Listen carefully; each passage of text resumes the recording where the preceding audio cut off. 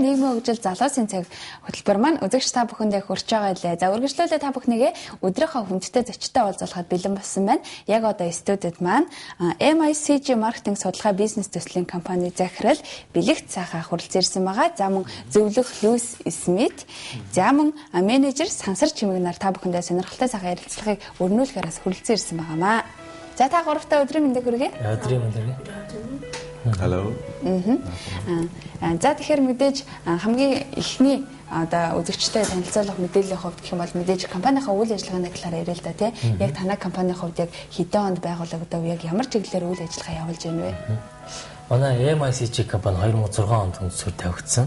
Маркетингийн судалгаа төсөл консалтинг чиглэлээр үйл ажиллагаа явуулж байгаа. Нодлонгоос хойш маркет тренд гэх судалгааны арга зүйг олон нийтэд таниулах, маркетинг харилцагч үйлчлэгээний сургалтыг сар болгон зохион байгуулах болж байгаа. За энэ удаагийн сургалт маань 2014 сарын 3-нд зохион байгуулахар болж байгаа. Энэ сургалтын дээр манай гадаад зөвлөх өдөртөн зохион байгуулахар болж байгаамаа. Энэ зөвлөх маань одоо Голланд улсаас ирсэн Palm төслийн брэнд. Манай тэр 14 хоног хийж ажиллаж байгаа зөвлөх байгаа.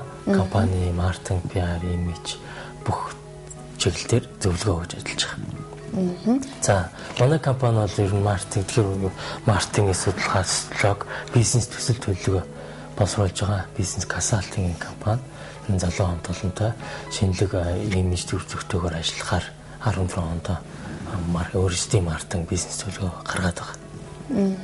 Тэгэхээр ерөнхийдөө бас дэлхийн хэмжээний шилдэг зөвлөгөөр танай компанитай хамтран ирдэг Монгол улсад манаас одоо айлчлал хийж ирдэг гэсэн үг үү?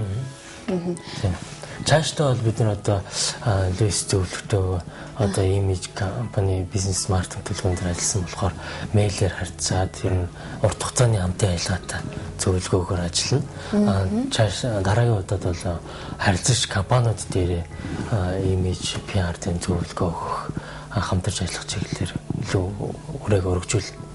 Тийм учраас